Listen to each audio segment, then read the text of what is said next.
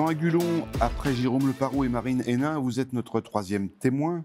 Je rappelle que vous êtes des RH de la RATP. Alors votre entreprise, qui est très ancienne, a une particularité, c'est que la transformation, elle vous est dictée par une contrainte externe très forte.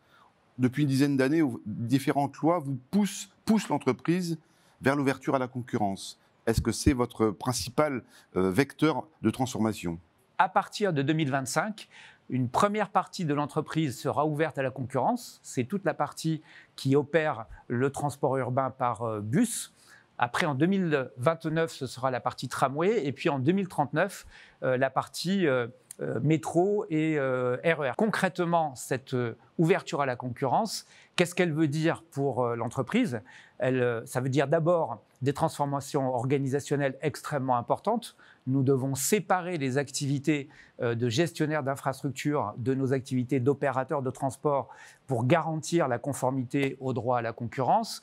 Nous devons aussi transformer la façon d'organiser nos activités de production pour les spécialiser en mode de transport. Nous devons organiser un pilotage adapté de la productivité et de la performance. Et puis, comme j'ai commencé à le laisser entendre, cette ouverture à la concurrence, elle va générer pour les personnes qui travaillent dans ces secteurs ouverts à la concurrence un changement de statut, puisqu'ils passeront de statut de salarié d'un EPIC en situation de monopole avec un statut du personnel à une situation où ils seront salariés en contrat à durée indéterminée relevant du Code du travail dans des filiales de droit privé, certes souvent à capitaux publics, mais relevant du fonctionnement du droit privé. Et vous imaginez donc les bouleversements que ça peut entraîner. La première transformation concernant le domaine RH, ça consiste à faire évoluer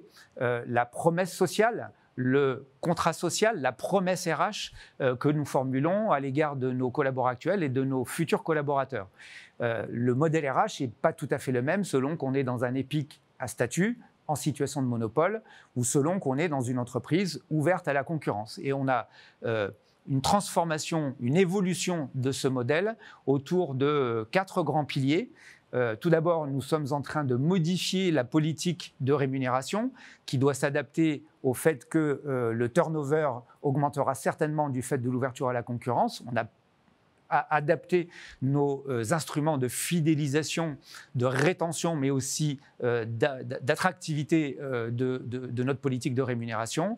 Le deuxième pilier de la promesse RH que nous portons ensemble, filière RH et manager de l'entreprise, c'est l'importance que nous avons à cultiver les talents, à développer les potentiels, puisque là aussi, la confrontation à la concurrence nous oblige de ce point de vue-là. Et puis, quand vous ouvrez à la concurrence et quand vous avez un tel taux de transformation, la nécessité du strategic workforce planning prend une importance tout à fait nouvelle. Et puis, on voit bien que cette transformation repose sur un acteur clé, qui est le manager, et en particulier le manager de proximité. Et donc, nous avons un programme d'excellence managériale tout à fait robuste pour accompagner la capacité des managers à embarquer l'ensemble du corps social dans cette transformation. On peut bien percevoir toute la transformation que ça génère aussi sur la filière, les compétences RH.